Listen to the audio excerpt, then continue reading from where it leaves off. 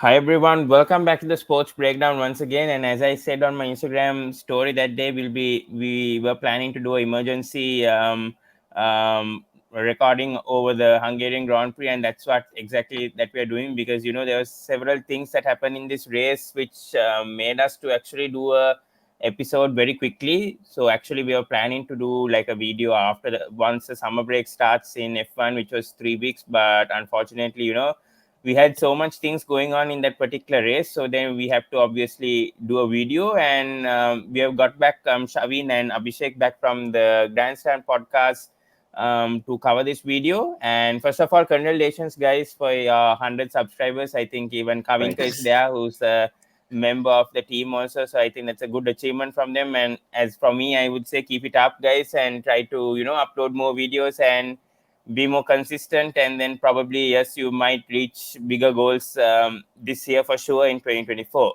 But yeah, coming back to obviously the Hungarian Grand Prix only, so this will be a short video. So let's get Abhishek to discuss on this. First of all, let's talk about first of all, we'll talk about the qualifying that happened. Obviously, Norris getting the pole position, and I think you guys got it correct over the predictions last week that we said over McLaren getting the 1-2. It did happen. The 1-2 happened with McLaren. So Norris getting pole position. I also won't say it was surprising, although I went for a I think I went for a McLaren. Sorry, I think I went for a Verstappen pole, but then I got it wrong. So I got the race winner right, but still you guys got the pole position right. So Norris getting pole, McLaren had the pace, and Verstappen had to chase. Your thoughts over qualifying, Abhishek, first of all?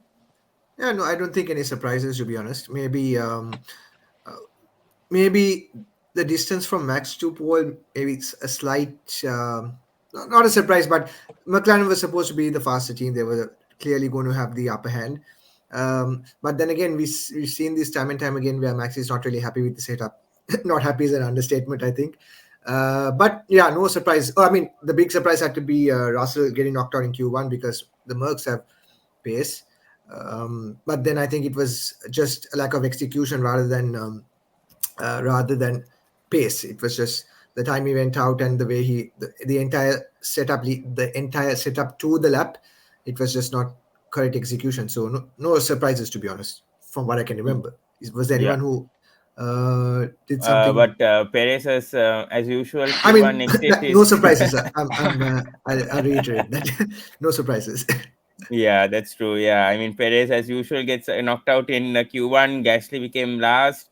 Williams again came to Q2. That's good. Albon and Sargent both 13th and 14th. So that was good signs. And yeah, Ricardo went into Q3 along with Aston Martins, had a good improvement, I would say, Abhishek, Yeah, I this week. think Yeah. Asen have had two solid races. I mean, two solid qualifying sessions. The race against Rose scored points, but I think they've always had that qualifying the upper hand in qualifying, but just not been able to do it as well in the race. Even though they had 3 or 4 races where they were really not good, they've found something and they've managed to turn it around. So yeah, good stuff from Aston Martin as well. Yeah. Let's get into the race and let's get Shavin into it. So, chaotic first lap, as we were discussing also in the WhatsApp group chat. Also, chaotic first lap, Shavin, I don't know. I mean, Piastri took the advantage over Norris's slow start. He obviously overtook, and then obviously Verstappen going off the track. So, your summary of the first lap in that chaotic race to begin, because several things happen in the first lap. So, your description over the first lap that happened in that race. Yeah, I think the first lap was definitely very decisive because I think, looked like Piastri had a better reaction than Norris off the line. He took the lead. And then, I mean, Norris was trying to squeeze him out as well, but Piastri was going for it. And then, obviously, we saw Verstappen try to come around the outside. And then Norris, you can say, pushed him off. Norris was trying to make the corner as well. Max went off. He took the lead. He regained with an advantage, and then he had to give the position back. He was obviously not very happy about it over the radio, because he was saying that he would rather see what the steward's decision was. But I think the steward's decision would have been a stop and go time penalty when he comes into the pit. So I mean, they did it quite wisely. Maybe if they let him maybe if they didn't swap around and if he could have built up a lead, you never know. But I think Red Bull did the right thing by telling him to swap over just to make everything very clean. But I think the fact that Piastri took the lead in the first lap was quite telling, because that's what changed the whole race and what led to all the drama at the end. Because if Norris had the lead from the start, fairly certain he would have had quite a comfortable race and he would have won the Grand Prix. But then again, I guess you can argue, if Piastri was going for the lead at the start, why would they not let Norris race him at the end? I don't know. They didn't really bring that point up, but I think that's also fair because Piastri was racing him at the start. So, but yeah, I think it was a really eventful first lap. Leclerc also got off a few places just from pop that in there. I can't resist.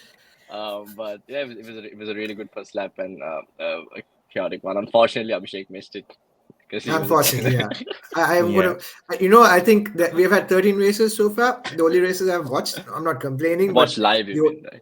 Yeah, watched live. Have only been Max Verstappen wins. I've not watched a single race where another driver has won live, unfortunately. That is very unlucky from you. But Abhishek, coming to you, Max versus Lewis battle, that was very interesting to watch, in lap 35. And, even at the end, I think the experience from Hamilton helped at the end. But your thoughts over the Max versus Hamilton battle, and also, that collision that happened also, that obviously may ensure that Max gets frustrated and all that. So, your thoughts over the Max versus Lewis battle? It's obviously as usual because they're rivals, obviously, and these sort of race incidents will happen. But your thoughts over both the cases that both drivers try to overtake? Because in the Hungarian Grand Prix, usually it's very difficult to overtake, as we discussed last week. But Max is trying his best to overtake Hamilton somehow in that racetrack.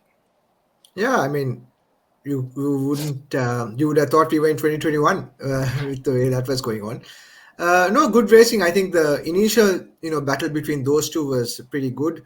Max managed to get the jump into turn one, but later on went wide into turn two because there were a lot of issues with the brake bias and all that. Good racing.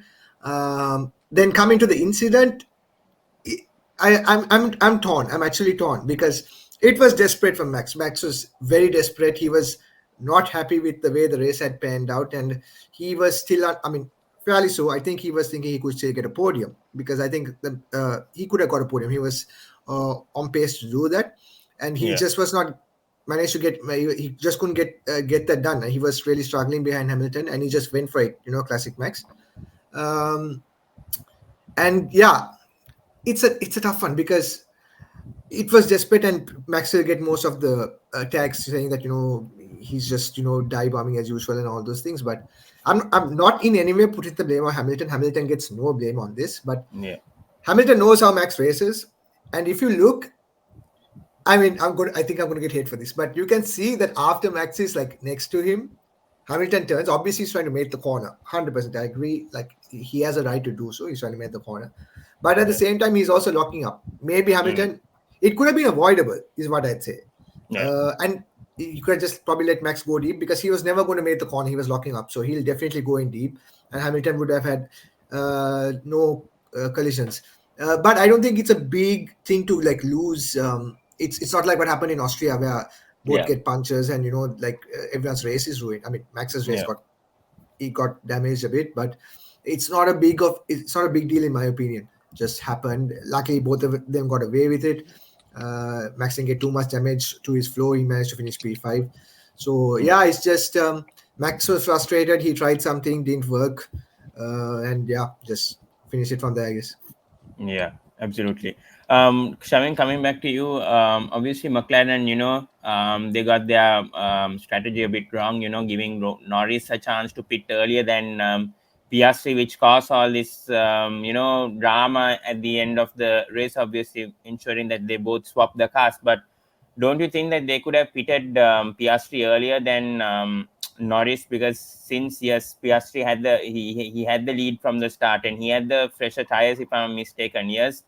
I don't know what happened regarding on the McLaren strategy for Norris to get pitted early of Piastri, but I don't think they thought that Norris had that pace. I think they got it wrong over then Norris had the pace, and he knew how to conserve the tires, obviously, which caused this chaos between Norris and the team principal, obviously the team race engineer that day.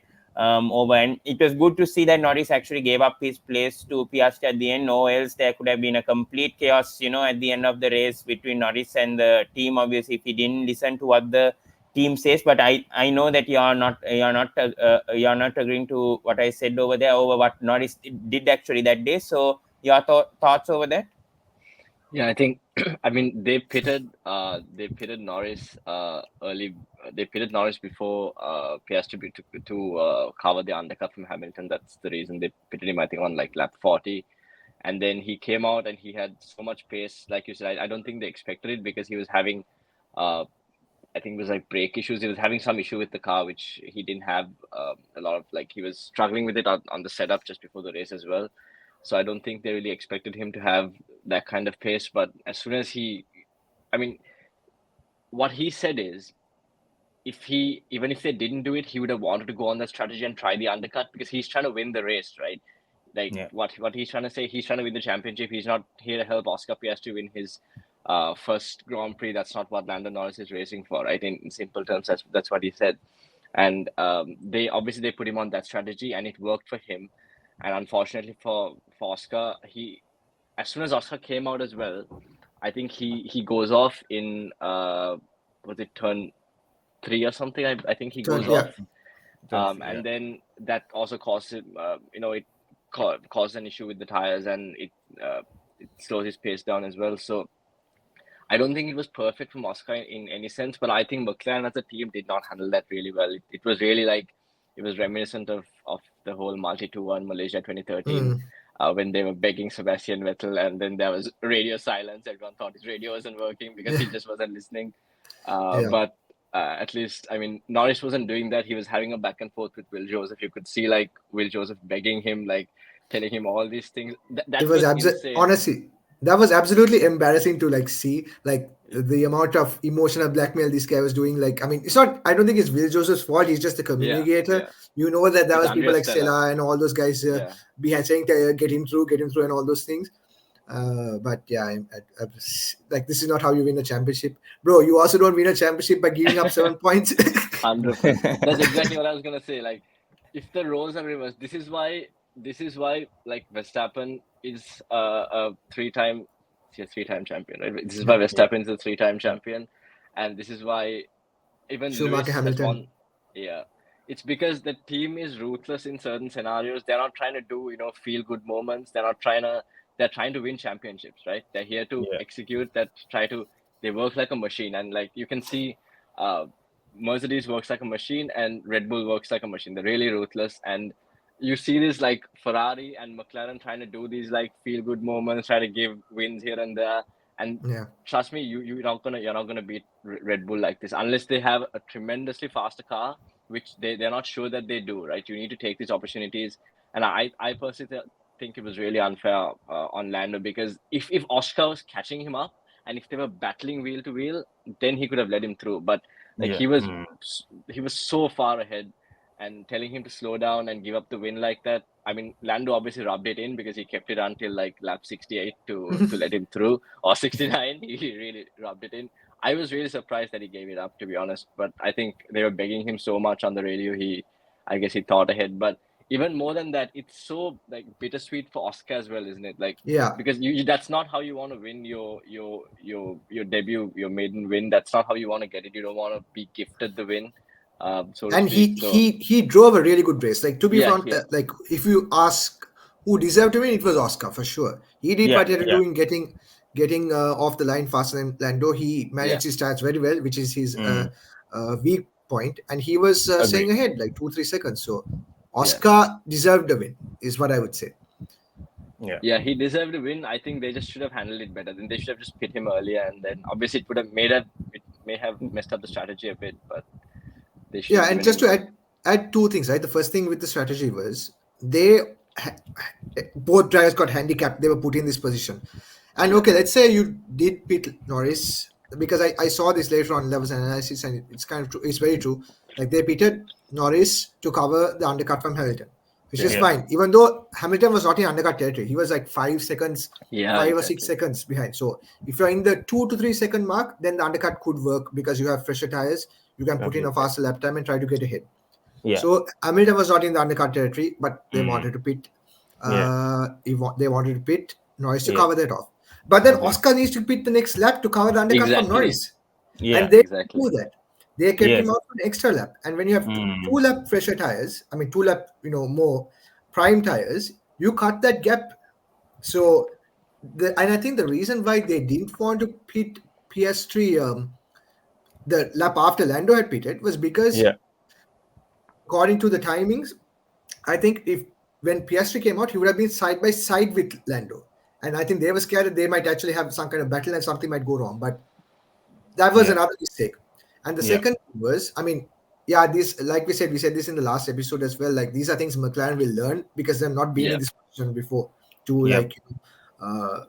handle these kind of situations. Like we said, like the last time they fought for a championship was like in 2012, with Hamilton, Button. The other thing was they should have. Okay, let's say they knew this was going to happen. They should have then confirmed it with Lando before getting him in, like saying, okay, you will probably, this is something which Matt Gallagher said on the P1 episode right after the race. They could have confirmed it with Lando, saying we have. They did tell him, though, didn't they? Didn't they tell him before the pit? I don't think they confirmed with him, saying that we will re-establish the order. It was after he had gotten ahead. Yes. It was after he had gotten out of the pits, but not before he had come into the pits. Yep. So absolutely. And that's why Lando saying that why didn't you pit him first? You should have pitted him first and then gotten me in if you wanted to save the order.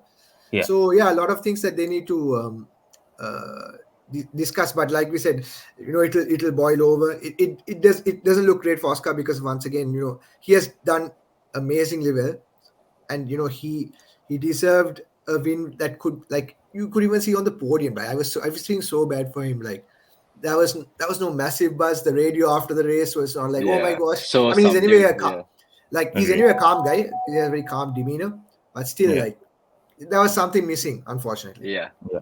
But Abhishek, coming back to you, your thoughts on how the team principal behaved, though, telling, several times, to nagging off Norris to, give up the place to Piastri. Do you think it was the right move? Because I think when Piastri was coming to the pits, they were saying, don't worry, Piastri will somehow give you back the place. You don't have to worry about Norris and all. So do you think that was like the right call of what the team principal of McLaren was doing, or they should have just let Norris and Piastri race? Because Norris is fighting for a championship, as we know, and Piastri is way behind Verstappen at the moment compared to Norris. So your thoughts over that? It's just like the complete thing over like Webber and Vettel was having at Red Bull, and apparently, as we know, that Mark Webber is Piastri's agent also. So same thing happened back then also, and now it's happening between Piastri and Norris now.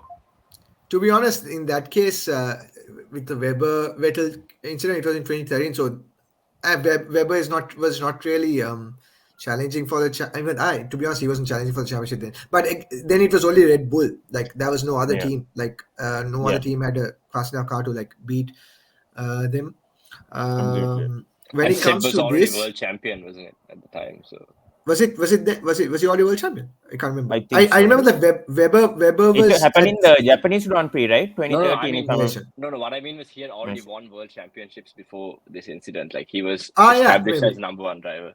He was an established number one thing, and I think the problem was that Webber had not won any races and said that this is in the middle of his 9 consecutive win streak or whatever.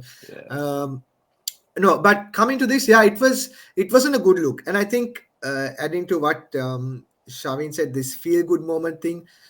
Again, this is something I'm not trying to take copy what Matt Gallagher said, but it's something when I felt. Unfortunately, they put the episode out before us, but they have McLaren are kind of a popular team in F1, right? A lot of people like their drivers, like the team. So I feel like they didn't want to lose face. They didn't want to look bad because Piastri is also very loved. I mean, everyone likes him and likes the way he drives and all those things. And but then, like Shavin said, you need to be ruthless. Yes, it was an unfortunate incident. That's racing. You need to come, just decide, okay, it happened. We went down this road. We decided we want to protect our driver from a threat. And unfortunately, the other driver was hampered by it. But unfortunately, it's racing. Let them race and get it back if they can. If not, uh, the driver who's leading who is ahead in the championship, will get points and he will outscore his championship rival. Yep. So you just got to own up to it and not worry about what people think about you. Like, it's not it. In the end, like 10 years down the line, no one's going to like remember that. It would have been very hard on Oscar. Unfortunately, he would have, because he deserved that win, like we said. But Yeah. in motorsport, that's just how it is. Yeah. Like there's a time when Will Joseph comes on the radio at one point. He's like saying Lando, he can't catch up. Like that's such a bad That was look for such a bad look for Oscar as well. Because like yes, we know he can't catch up, but like he said, him telling it on the radio. First he's telling Lando like, "Oh, your tires are going," and then he's like, "No, Oscar can't catch up." Like that's such a bad it's look. the way it was handled was Yeah. not great at all. Like they should have. I mean, again, it comes down to experience. Like all of us can sit here and criticize, but when you're in that position, it's you're in the pressure cooker and you need to make decisions on the get go. So not easy. Yeah. Coming back to you, Shavin. So there have been 6 winners now in this season. So that's good compared to only Perez 7 and winners. Perez and I think Leclerc. Sorry, Sainz. I think winning last season only in 2023. So 6 different winners.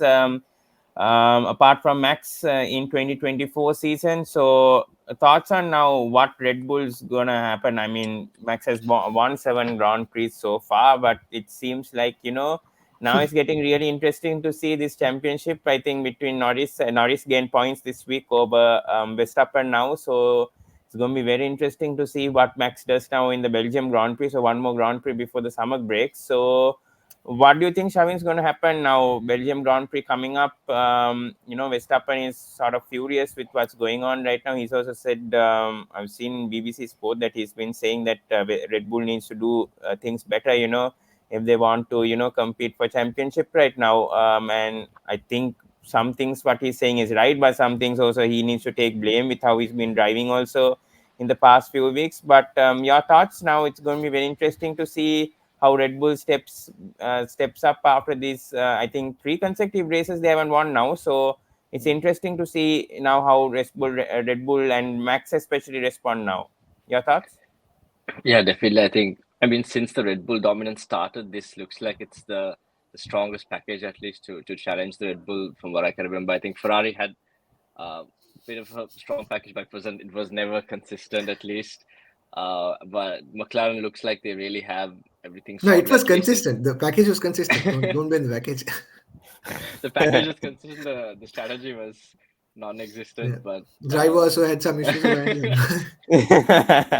let's not rehash old seasons, but yeah, I think McLaren looks like they have a really, really strong package, and obviously Spa is a really vastly different track from Hungary. It's not the slow corners and the high tire wear. It's a much faster track. So, and Max usually really likes driving in Spa. He's really good there.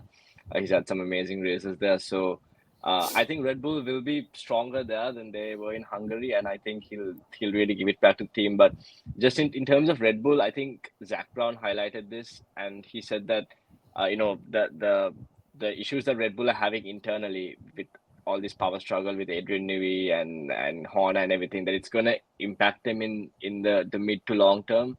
And I mean, it could be that McLaren's outdeveloped them, but it also could be like also all the internal struggles that Red Bull is going through. So, even with all those struggles, I think they're still a very competitive team.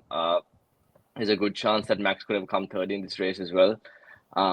But yeah, I still think Max is still the favorite for the drivers' championship, and I think they're still the team to beat, just because they have so much experience, and in crucial moments they know exactly what to do. It's just to see if they have the car to do it. But I think I want to highlight in terms of like Hamilton. He had another really good race, and I think we spoke about it on the last episode as well. And you can see, like, as the car is stepping up, like a lot of people are saying, okay, Russell's beating him, and I'm not a huge Hamilton fan by any means, but Russell was beating him, he was out qualifying him. But as the car is stepping up as well, you can see like Hamilton coming back into it, and like he's really showing his class as a driver. And I mean, who would have thought that like Hamilton winning and getting podiums is like a feel good moment? But it's Mm. really nice to see like how he's racing when the car is stepping up as well. Absolutely. Yeah. Two questions to Abhishek. So first of all, McLaren has overtaken Ferrari in the Oh, constructors really? standings I right now. actually didn't know that. Even I Yeah, didn't so know that, to be McLaren honest. is second with 338 Like, that's a points. sad, that's a sad situation. Ferrari is third with 322 points. So first of all, your thoughts on McLaren overtaking Ferrari in the constructors standings right now, and also second question, Perez and Russell, although they were out in Q1, they somehow got points. Somehow that was not noticed that much in the race because of the things that were going on between Max and Hamilton, and then also the McLaren situation. So Perez and Russell somehow finished 7th and 8th, and they got points despite being out of Q1. So thoughts on both of those questions? Regarding the McLaren Ferrari thing, I would like to apologize to Shavin for cursing Ferrari after Monaco. No, but no, it should be, they should be very disappointed Ferrari, because at one point they were easily the second fastest car. They would have had challenges from McLaren here and there, but they had a very good package, and it has once again, like we spoke last time, they have kind of fallen off when it comes to the development of the car. It's not even development, I think, maybe slightly, but it's just the way they set it up, and they have apparently now found a problem with bouncing out of nowhere. That's come back. So they seem to They're find back in something. 2022 still. Yeah, back in 2022. Yeah, so I mean, up to them to figure out something once again, and try to mount a challenge in the second half of the season. Yeah. Perez and Russell, brilliant races, and I think Perez especially, I think he needed that. I mean, it's not great P7, but then from P16 and what happened, this would be a bit of a solace to come back, because the previous races he's also qualified very low and also had poor races as well. He's finished like out of the points or just P9, P8. And on a track where you struggle to overtake, to go from P16 to P7 shows, I think it's a pretty good result for Perez, and probably a confidence boosting one. And Perez is definitely in the hot seat, because Helmut Marko has been talking about it's going to happen now. Like, they're going to have a conversation right after Spa. He said like Monday morning after Spa, he's going to fly to London or wherever Horner lives, and he's going to have a conversation regarding Perez. So Perez is not safe right now. So he needs to have a very good Belgian Grand Prix. He's had two good results in the previous 2 years. He's had a good P2. So he'll probably need another good result there to save himself if he can. And Russell as well, again, good recovery drive from him to get back into the points. He's been unfortunate in some occasions over the last few races where he should have gotten more, but he hasn't. But yeah, good recovery from him. Nothing much more to add, I think. Yeah, so Hamilton apparently overtook Perez and Russell both in this race. So Hamilton back to sixth in the driver standings, and Perez and Hamilton are just 1 point apart. And good from Hamilton. So to end this video, so let's get predictions to the Spa Grand Prix. So as what we did in the Hungarian Grand Prix as well. Pole sitter and also the race winner. So let's come to Shavin first of all, and then Abhishek, and then I'll end the video of my predictions, and then we can end it. Yeah, Shavin, go ahead. I'm gonna say Lando Norris pole, Lando Norris win. I think I want him to get a win, because after the last race, to be honest. Yeah, true.